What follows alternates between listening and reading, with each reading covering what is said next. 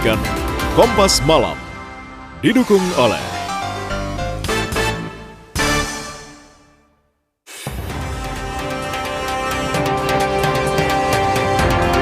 tarik ulur negosiasi Amerika Serikat-Iran. Trump mengaku dapat tawaran lebih baik dari Iran usai membatalkan utusannya ke Islamabad untuk bernegosiasi dengan Iran.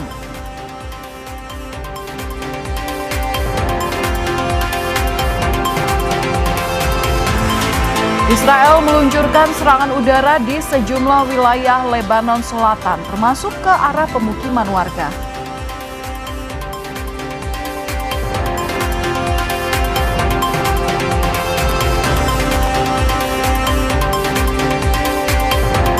Temui Wali Kota Yogyakarta, sejumlah orang tua korban kekerasan daycare Little Aresya minta Pemkot untuk beri bantuan hukum.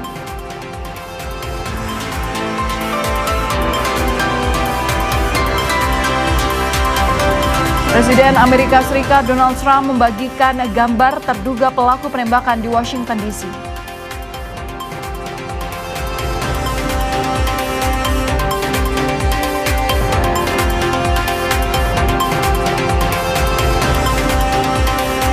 Jemaah Haji Indonesia diimbau menaati aturan selama di Tanah Suci, diantaranya larangan mengambil gambar di Masjid Nabawi.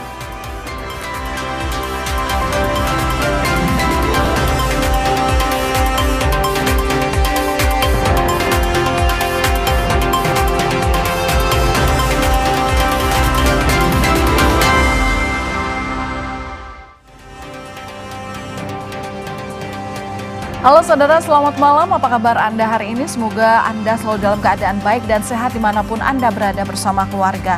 Hari ini 26 April 2026, Kompas Malam kembali hadir untuk Anda bersama saya, Valentina Sitorus. Langsung saja kita ke informasi pertama, saudara. Insiden penembakan telah terjadi di acara jamuan makan malam jurnalis Gedung Putih yang dihadiri oleh Presiden Amerika Serikat Donald Trump. Trump bersama dengan pejabat tinggi Amerika lainnya langsung dievakuasi dari lokasi.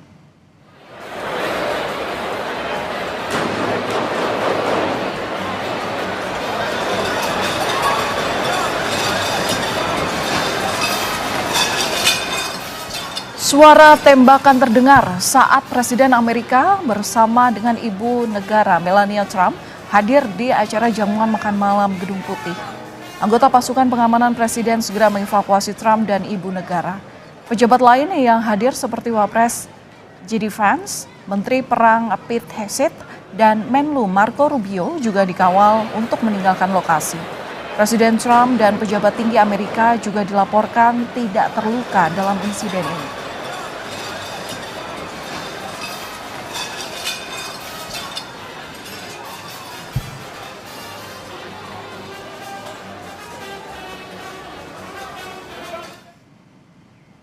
Presiden Amerika Serikat Donald Trump membagikan gambar terduga pelaku penembakan di Washington DC pada Sabtu waktu setempat.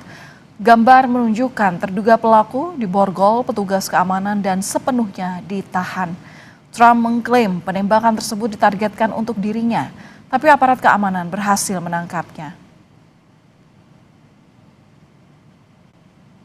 You believe you were the target of this tonight? I guess. I mean, these people they're crazy. They're crazy, and you never know. He was very far away from me. He had to go through a lot. We had resources all over. We had resources sitting at tables, literally in disguise, sitting maybe at your table. Who knows? But we had people all over the room, so he had a long way to go. That was really a first line of defense, and they got him.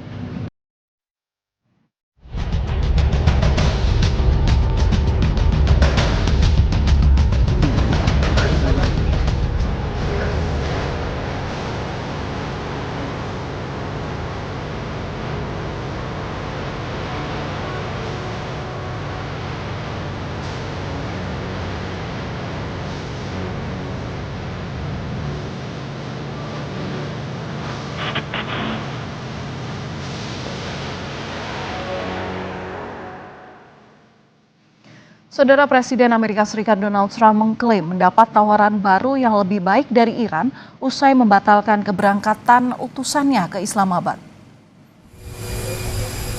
Trump menyebut dalam tawaran baru itu, Iran menawarkan banyak hal, Namun Trump tidak memperinci isi dari proposal Iran itu. Trump kembali menekankan bahwa syarat perundingan adalah Iran tidak akan memiliki senjata nuklir. They gave us a paper that should have been better.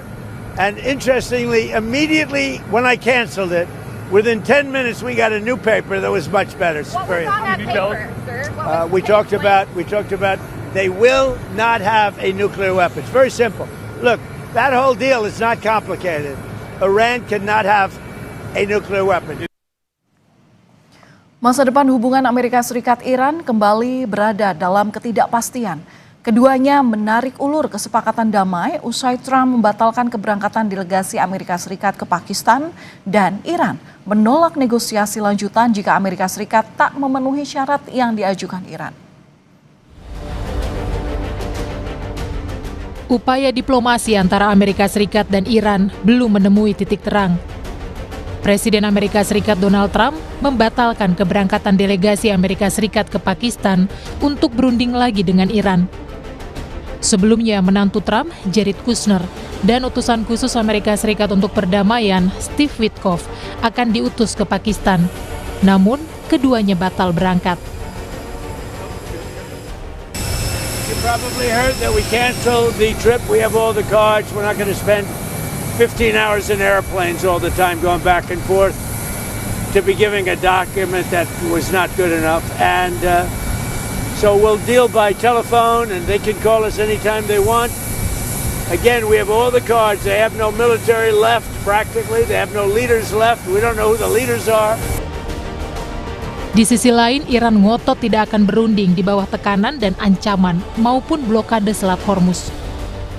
و هم نشون دهنده این هست که طرف آمریکایی نه تنها حسن نیت نداره بلکه سوء نیت داره. اگر شما نتوانید تعهدات حداقلی خودتون رو در دوره آتش بس اجرایی بکنید، چگونه می‌خواهید به شما اطمینان وجود داشته باشه که بتوانید یک توافق کلی‌تری رو اجرا بکنید.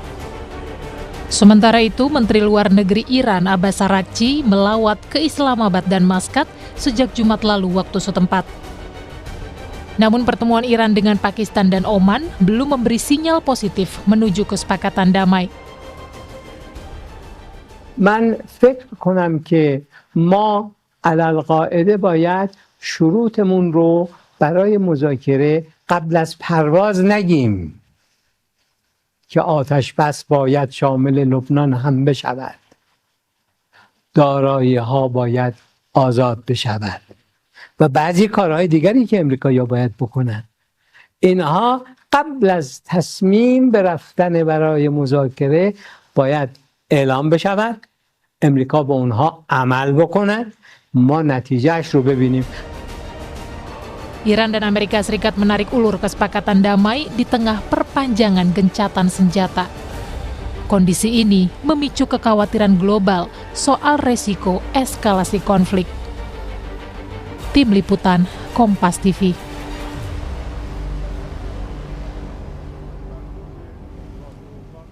Saudara, tarik ulur negosiasi damai antara Amerika Serikat dan Iran masih terus terjadi. Bahkan Trump batal mengirimkan utusan ke Pakistan untuk negosiasi lanjutan dengan Iran.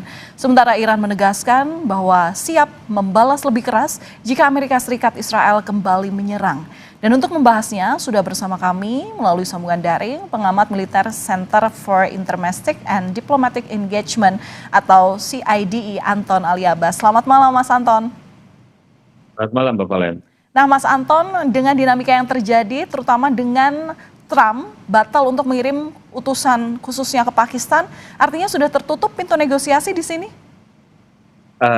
Nggak gitu juga bacanya. Jadi yang pertama jelas bahwa ini menunjukkan tidak ada progres ya, tidak ada progres dari upaya perundingan damai. Apakah upaya tersebut gagal total? Jawabannya enggak. Cuma memang progresnya menjadi sangat kecil gitu ya. Itu satu. Kedua, memang masih ada beberapa hal krusial yang yang menjadi hambatan. Yang pertama jelas ini menunjukkan adanya distrust yang masih sangat tinggi. Itu kenapa bahwa kemudian Amerika meng-cancel ya, karena kemudian Menlu Iran tidak ingin menunggu gitu. Itu satu. Kedua, memang ada beberapa isu krusial yang terkait materi negosiasi, seperti misalnya blokade Selat Hormuz, yaitu yang jelas menjadi hambatan utama. Lalu juga kita akan bicara tadi tentang nuklir atau pengayaan uranium, lalu bicara juga tentang aset, gitu, aset yang masih dibekukan, lalu juga tentang reparasi dan lain-lain. Gitu. Jadi ini memang sedikit banyak menunjukkan sinyal bahwa jadi ketika kita bicara tentang tidak adanya progres ini, bahwa jangan-jangan ini kita lagi tidak sedang berada pada fase menuju sebuah pencapaian dari resolusi konflik, tapi fase menuju konfrontasi yang lebih panjang gitu. Jadi kalau misalnya ini terus dilanjutkan gitu, Mbak Valen. Berarti maksud Anda risiko untuk eskalasi konflik lebih besar ini ada kemungkinan terjadi karena ya kita melihat sebelumnya bahwa tidak, ini perundingan tahap kedua gagal. Kemudian yang sebelumnya ini juga ada gencatan senjata yang dilakukan secara sepihak oleh Amerika. Nah, ini resiko eskalasi untuk konfliknya seperti apa, Mas Ali? Ya, memang menjadi resikonya menjadi lebih besar. Kenapa? Karena memang progresnya sangat-sangat lambat gitu ya. Jadi memang di satu sisi para pihak yang bertikai, terutama Iran misalnya, tidak mau bernegosiasi langsung. Dia hanya ingin menyampaikan proposal, apa standpoint-nya hanya melalui misalnya melalui pemerintah Pakistan, dan pemerintah Pakistan lah kemudian yang ingin menyampaikan. Itu tadi yang disampaikan oleh Trump bahwa dia menerima proposal bla bla bla. Ya itu adalah yang disampaikan oleh Perdana Menteri Pakistan gitu ya, pihak Pakistan, bukan yang langsung di Iran menelpon mereka gitu. Jadi memang kalau misal kita lihat sedemikian bagaimana dinamika belakangan ini, lalu juga ada double blokade di Selat Hormuz, tentu saja di satu sisi bahwa economic pressure akan makin tinggi, yang kedua tentu saja potensi eskalasi ini kemudian akan menjadi lebih besar gitu. Jadi jika memang tidak ada progres yang kemudian bisa kita catat kalau misal kita lihat dalam terakhir ini, itu sih Mbak Valen. Tapi yang menjadi kunci supaya perang ini tidak berlarut-larut dan berimbas ke krisis multidimensi, gimana Mas Anton? Yang pertama ya tentu ini tentang Selat Hormuz dulu yang harus dibicarakan gitu. Jadi bagaimana nih Selat Hormuz gitu. Jadi bagi saya kan itu yang sebenarnya jadi prasyarat utama dari Iran gitu. Jadi Iran ingin bahwa Selat Hormuz kalau Iran membuka, maka sebenarnya Amerika juga harus membuka gitu. Jadi jangan yang membukanya hanya dari pihak Iran, itu satu. Kedua, memang mau tidak mau gitu ya, mau tidak mau kalau saya melihat bahwa kelihatannya keterlibatan negara besar seperti Cina dan Rusia dalam hal ini menjadi cukup krusial. Kenapa? Kelihatannya karena dengan keterlibatan negara besar itulah kemudian Amerika itu mau setidaknya memegang pendapatnya, memegang ucapannya gitu. Jadi selama ini saya melihat bahwa ya Pakistan kemudian tidak punya posisi yang cukup kuat untuk kemudian memaksa Amerika misalnya untuk negosiasi hanya berada misalnya di dalam ruang nyata yang ada di Islamabad misalnya, tidak kemudian Trump itu sedikit banyak ini mengacaukan gitu. Jadi strategi itu mau tidak mau memang harus diintervensi untuk ditunda atau dihentikan terlebih dahulu jika kita memang ingin progres. Dan siapa negara itu yang kemudian bisa gitu ya, bisa untuk mencoba menekan Amerika Serikat, ya tentu saja negara besar dalam hal ini, entah itu Cina ataupun Moskow dalam hal Rusia gitu. Jadi kan ada rencana misalnya Menteri Luar Negeri Arakci ini kan selain ke Muscat juga akan ke Moskow gitu. Dalam konteks apa? Dalam konteks ya untuk juga ingin menyemai perdamaian. Jadi harapannya memang ada upaya yang lebih asertif yang dilakukan oleh aliansi. Jadi ally-nya dari Iran tersebut untuk kemudian mau memaksa tanda kutip dalam hal ini, memaksa Amerika untuk kalau memang ingin melakukan perundingan ya serius gitu. Jangan kemudian membuat gaduh dan membuat bingung mana yang harus didengarkan. Apakah misalnya perundingan yang ada di tempat gitu, atau memang di media sosial yang harus nanti kita saling beradu pandangan. Itu sih Mbak Valen. Baik, kita nantikan seperti apa dinamika terkini dari konflik Timur Tengah ini. Terima kasih sudah berbagi pandangan bersama kami di Kompas Malam Kompas TV. Pengamat militer Center for Intermestic and Diplomatic Engagement, Mas Anton Ali Abbas. Salam sehat selalu Mas. Saudara, kami akan kembali usai jeda dengan informasi mengenai Israel yang meluncurkan serangan udara di sejumlah wilayah di Lebanon Selatan, termasuk ke arah permukiman warga.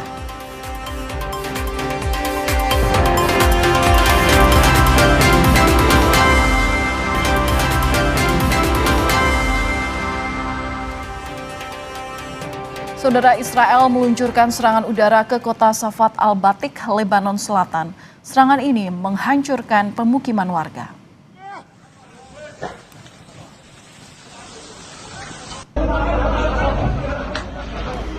Media Iran menyebut serangan Israel sebagai pelanggaran gencatan senjata. Serangan ini diluncurkan ke permukiman untuk menyasar warga sipil.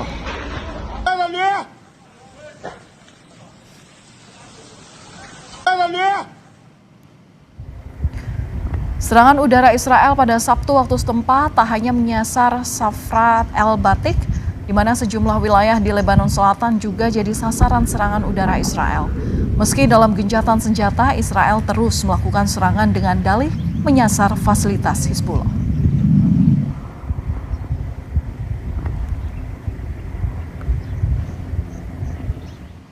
Saudara, kabar duka kembali datang dari misi perdamaian PBB di Lebanon. Prajurit TNI yang tergabung dalam UNIFIL, Prakariko Pramudia, gugur setelah hampir sebulan menjalani perawatan intensif akibat serangan artileri.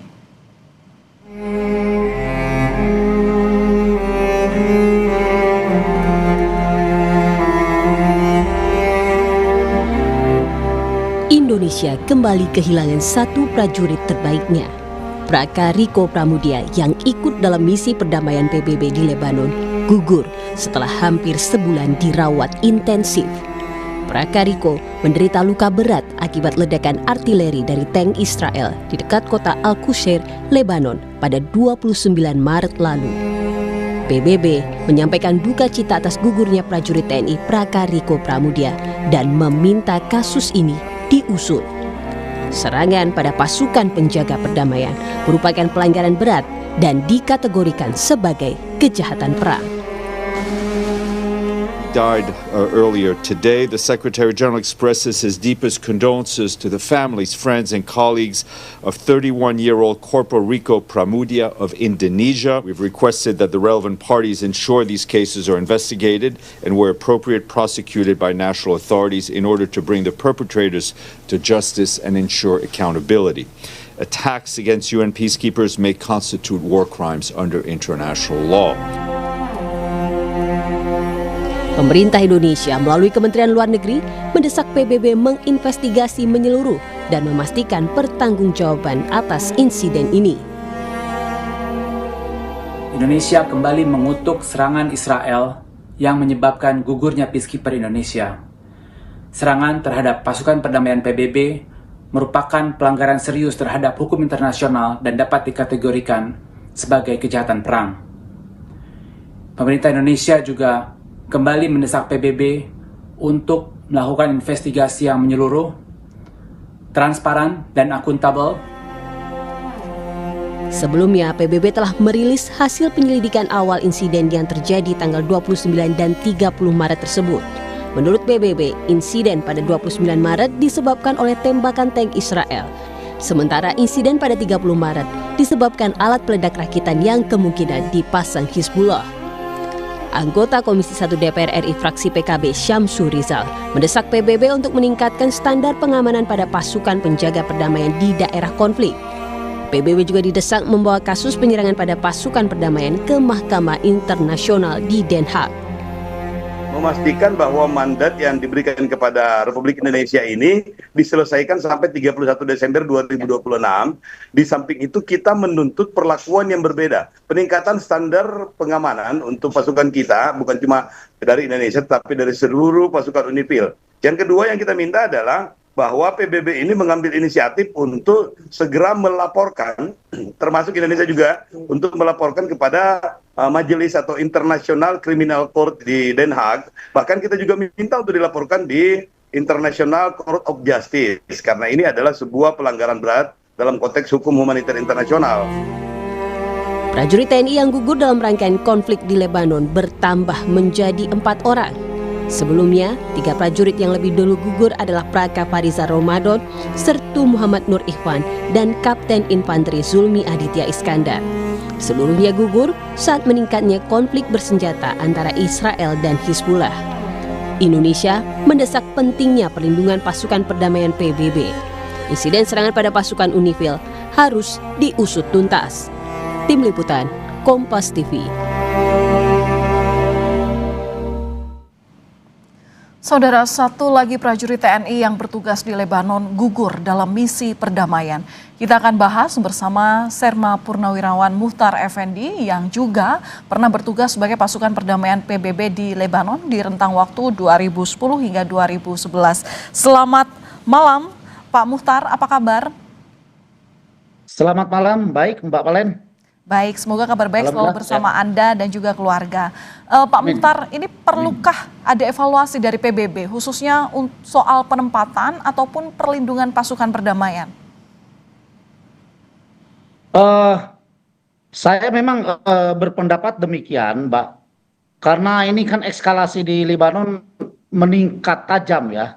Dengan adanya perang antara Iran dengan Israel yang akhirnya berimbas ke wilayah Lebanon, di mana klaim daripada pihak Israel adalah karena adanya kegiatan-kegiatan yang dilakukan oleh Hizbullah yang mereka tuding sebagai proksinya Iran. Itu yang pertama. Kemudian yang selanjutnya, PBB memang dalam hal ini harus betul-betul mengevaluasi apakah perlu dilakukan reposisi atau relokasi daripada pasukan kontingen Indonesia khususnya yang ada di daerah rawan ya, di mana Indonesia memang hampir secara keseluruhan memang menguasai wilayah Lebanon Selatan.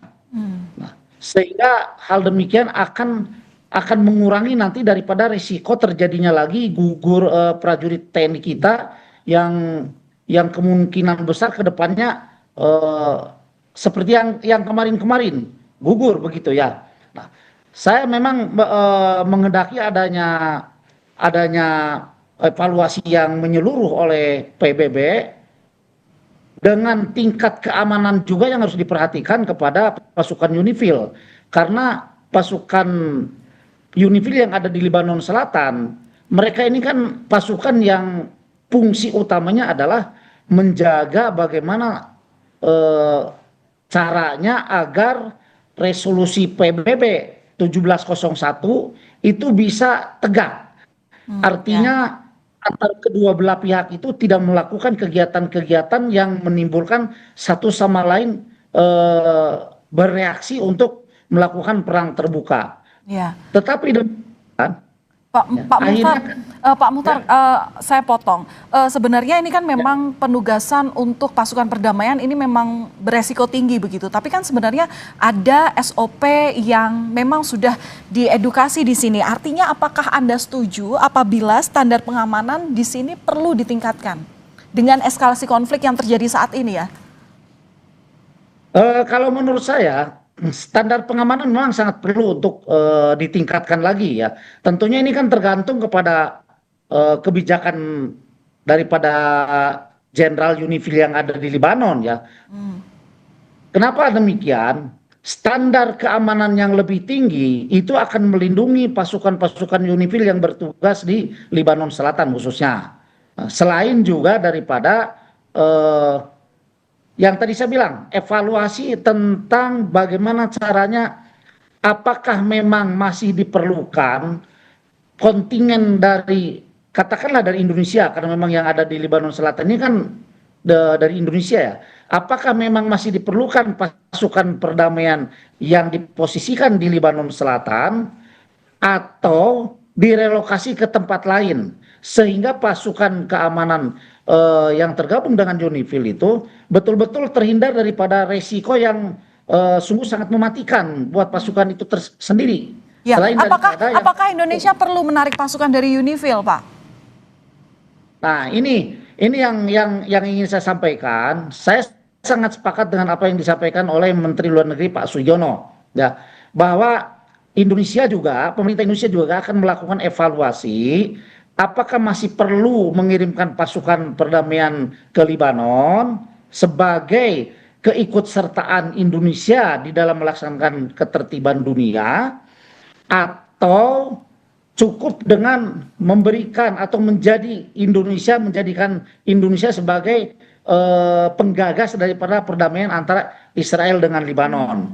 Nah, Indonesia dalam hal ini Menteri Luar Negeri, sudah memberikan peringatan atau warning kepada PBB bahwa Indonesia akan memberikan rentan waktu untuk melakukan penarikan pasukan dari Lebanon. Karena kalau saat ini pasukan yang ada di Lebanon tiba-tiba ditarik mundur ke Indonesia, itu hal yang menurut saya pribadi itu hal yang tidak mungkin, Mbak.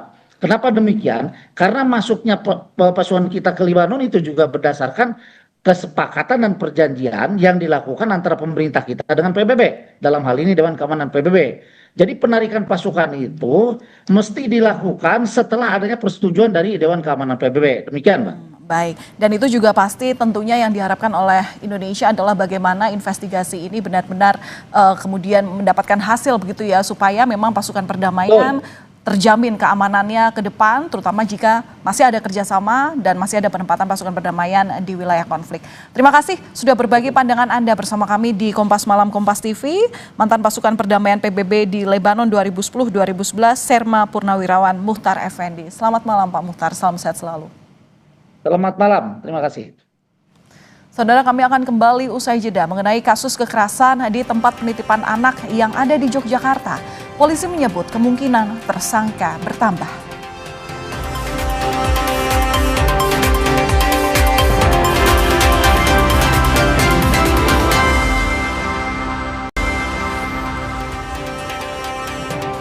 Saudara, polisi menetapkan 13 orang tersangka dalam kasus kekerasan anak di tempat penitipan anak di Yogyakarta. Polisi menyebut tersangka kemungkinan bertambah dalam pengembangan kasus. Ruang aman anak terkoyak. Tempat penitipan anak di Umbul Harjo, Yogyakarta ini menjadi saksi bisu saat puluhan anak menjadi korban kekerasan. Salah satu orang tua korban mengaku curiga dengan gelagat anaknya yang tak ingin lagi kembali ke daycare. Di sini sama di sebelah mana gitu kan, ada dua pokoknya. Itu kan terus habis itu, adik kenapa? Enggak apa-apa gitu. Tapi setelah itu kan anak itu nangis, nggak mau sekolah lagi, kenapa? Berbekal laporan sejumlah orang tua korban, polisi menggerebek daycare tersebut pada Jumat lalu. Polisi mengidentifikasi 53 anak jadi korban kekerasan dari total 103 anak yang dititipkan. Polisi pun menetapkan 13 tersangka. Saat ini yang pasti sudah ditetapkan 13 tersangka ya. Dari 13 itu ada kepala sekolah, ketua yayasan, termasuk pengasuh ya yang ada di lokasi pada saat itu, termasuk yang lainnya yang memang berkaitan langsung dengan tempat penitipan ataupun daycare tersebut. Wali Kota Yogyakarta Hasto Wardoyo menyebut daycare yang tengah diusut polisi tak punya izin operasi. Peristiwa ini menjadi evaluasi pemerintah Yogyakarta dan akan menyisir seluruh rumah penitipan anak di Yogyakarta. Men-sweeping semua tempat-tempat yang menyelenggarakan penitipan anak di Kota Jakarta, karena seperti yang kemarin terjadi itu kan tidak ada izin, belum ada, hanya ada yayasannya tapi tidak ada izin sebagai TPA. Korban dan pihak orang tua diberi pendampingan psikologis. Tim Liputan, Kompas TV. Dan saudara, untuk membahas kasus kekerasan anak di daycare Little Aresia, telah bergabung bersama kami Komisioner KPAI Ibu Dia Puspitarini dan kriminolog Ibu Hanifah Hasna. Selamat malam Ibu-ibu, salam sehat selalu. Selamat malam. Selamat malam Mbak Valen, selamat malam Bu Dia. Selamat malam Mbak Hanifah. Baik, saya ke Bu Dia terlebih dahulu. Bu Dia, ruang aman anak terkoyak. Apa saja temuan KPAI mengenai kasus ini? Jadi kalau KPAI mencoba untuk merangkum semuanya ya Mbak. Memang kejadian seperti ini turut kami prihatin. Tetapi hampir setiap tahun sebenarnya pengaduan tentang daycare bermasalah itu selalu ada. Dan kami di KPAI ini sudah mendata beberapa ya. Kalau total daycare itu kan ada sekitar 3.000-an ya, 2.000 hingga 3.000 kalau menurut Kementerian Pendidikan Dasar dan Menengah. Tetapi diatur dalam Permendikbud 25 tahun 2018, di mana izinnya itu diberikan kepada Pemda, izin pendirian itu kepada Pemda dan pemerintah kota. Nah, banyak daycare itu yang belum berizin operasional, Mbak, karena kebanyakan daycare itu izinnya jadi satu dengan PAUD, ya.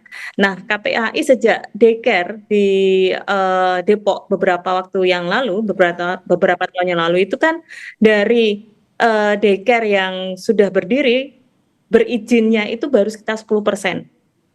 Nah, kenapa hal ini menjadi penting? Karena ini nanti akan berkaitan dengan satu, sistem pengawasan, kemudian yang kedua sertifikasi, yang ketiga juga keterlibatan masyarakat sekitar.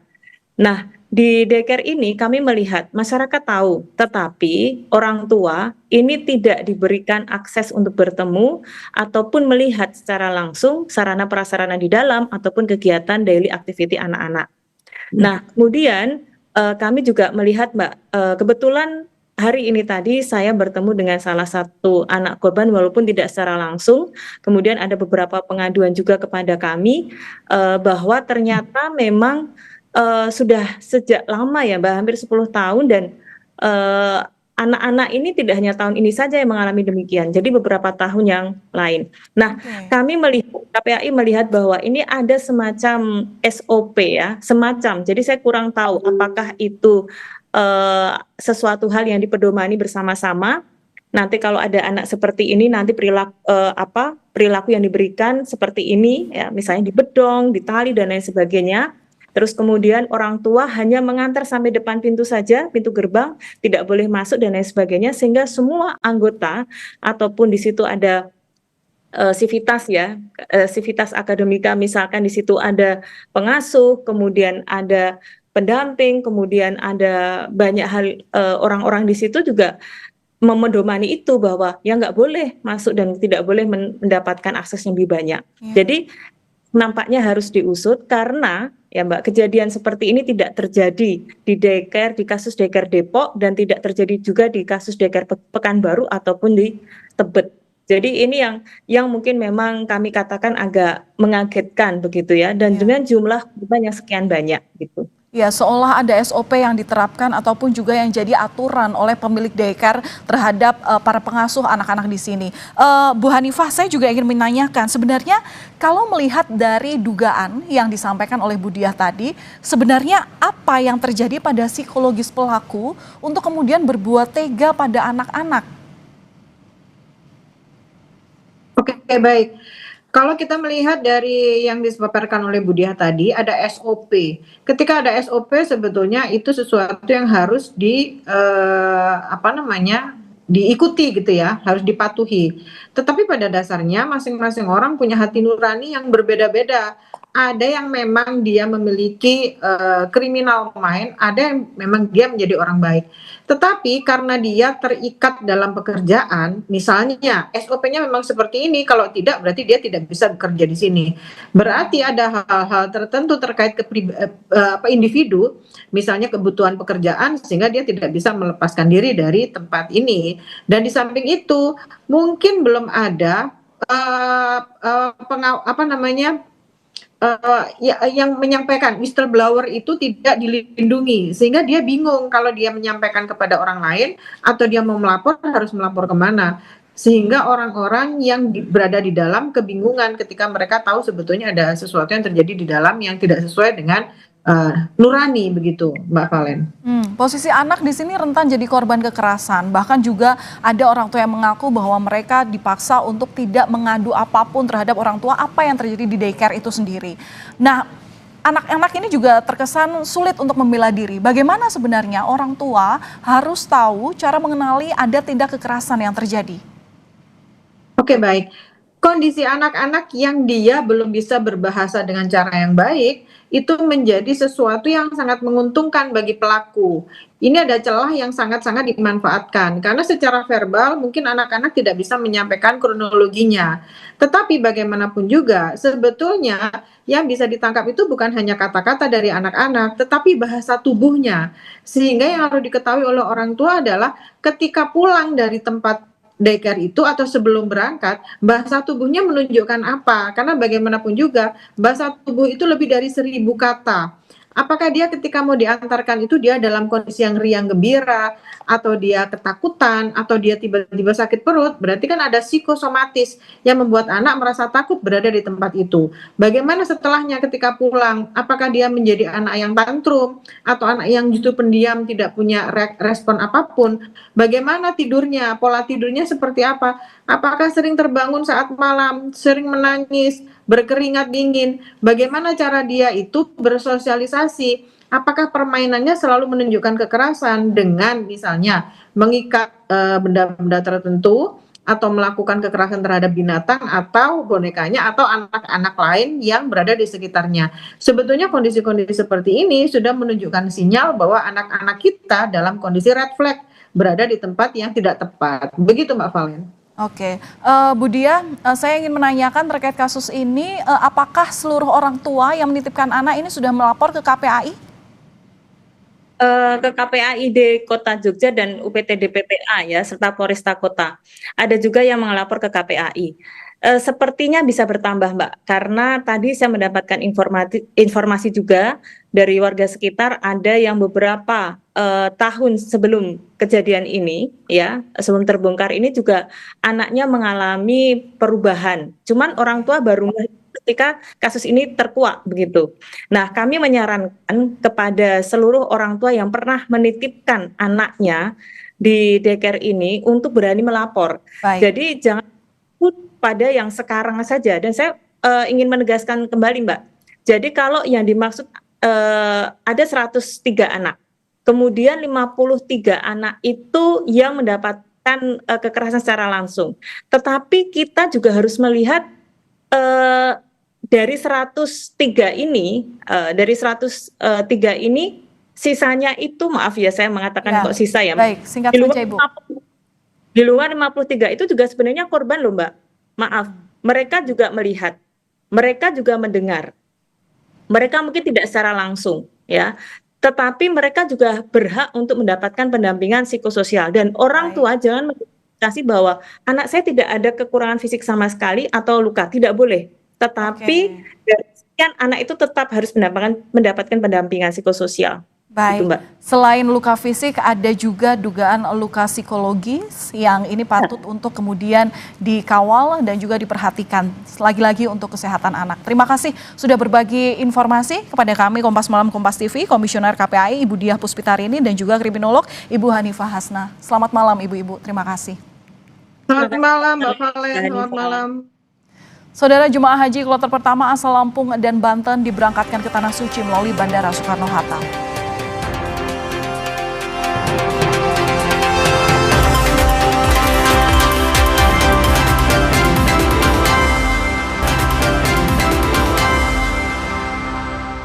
لا شريك لك لبيك إن الحمد والنعمة لك والملك لا شريك لك.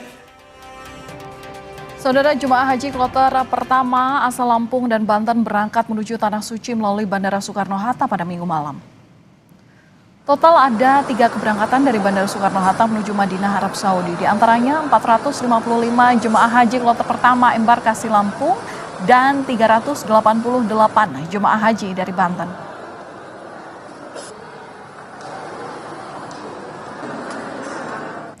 Jemaah haji Indonesia menempati hotel-hotel yang terbagi dalam 5 sektor di wilayah Masjid Nabawi Madinah. Jurnalis Kompas TV, Jihan Novita, akan mengajak Anda melihat gambaran jarak tempuh dari hotel terjauh ke Masjid Nabawi. Assalamualaikum warahmatullahi wabarakatuh. Saudara, hotel-hotel yang ditempati oleh jemaah haji Indonesia selama berada di Madinah ini terbagi di 5 sektor wilayah. Dan sektor 5 menjadi wilayah yang lokasinya paling jauh menuju ke kawasan Masjid Nabawi. Untuk mengetahui jarak pasti dari hotel dengan jarak terjauh menuju Masjid Nabawi, saya sudah rekam di jam tangan saya. Nanti kita akan lihat sampai saya tiba di gerbang pintu masuk Masjid Nabawi. Saya bareng dengan jemaah yang juga menginap di Hotel Miraj Taibah. atau hotel dengan jarak terjauh. Assalamualaikum warahmatullahi wabarakatuh. Waalaikumsalam warahmatullahi wabarakatuh. Ibu-ibu menginap di Hotel Mirage ya? Iya. Nah, ini dengan hotel dengan jarak terjauh ya menuju kawasan Masjid Nabawi. Ini udah berapa kali Bu ke masjid walaupun hotelnya jauh? Kita udah 3 hari kita di sini ya. 3 kali 5. Alhamdulillah. Udah 3 kali 5. 15 kali insyaallah. Wow, saya mengejar arba'in insyaallah. Pengen arba'in. Masya Allah. Oke, baik deh. Terima kasih ibu-ibu. Terima kasih Bu. Selamat beribadah, sehat selalu ya Bu ya. Alhamdulillah. Terima kasih banyak. Silakan melanjutkan perjalanannya Ibu. Ya.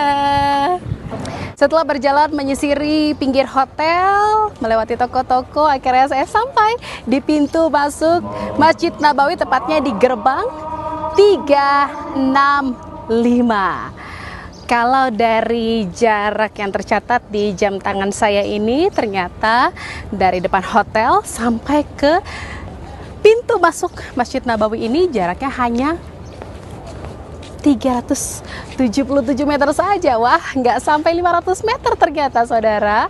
Jihan Novita, Madinah, Arab Saudi, Kompas TV. Saudara, jemaah calon haji diimbau untuk mematuhi seluruh aturan selama berada di Tanah Suci. Di antaranya adalah aturan terkait larangan mengambil gambar atau siaran langsung di Masjid Nabawi, Madinah. Panitia penyelenggara ibadah haji meminta jemaah Indonesia untuk selalu membawa dokumen resmi seperti kartu nusuk. Selain itu, jemaah diminta untuk mematuhi aturan di Tanah Suci seperti larangan mengambil gambar untuk kepentingan komersial dan siaran langsung di Masjid Nabawi. Sanksi tegas menanti bagi para pelanggar, mulai dari teguran, denda, hingga larangan untuk masuk ke Arab Saudi.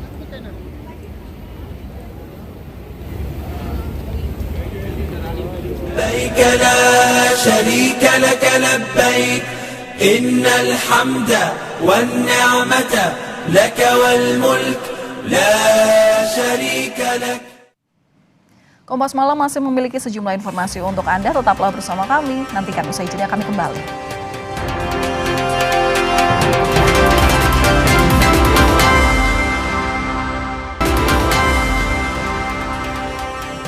Insiden penembakan terjadi di acara jamuan makan malam jurnalis Gedung Putih yang dihadiri oleh Presiden Amerika Serikat Donald Trump. Trump dievakuasi dari lokasi. Suara tembakan terdengar saat Trump bersama dengan Ibu Negara Melania Trump hadir di acara jamuan makan malam Gedung Putih. Anggota pasukan pengamanan Presiden segera mengevakuasi Trump dan Ibu Negara.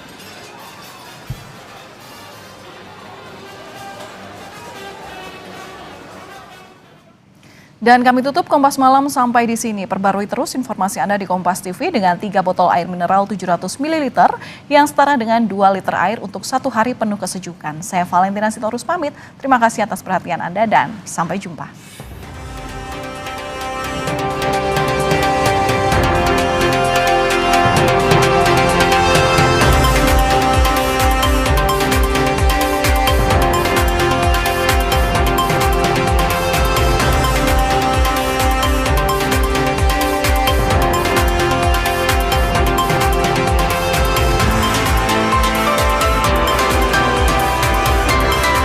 Terima kasih Anda telah menyaksikan Kompas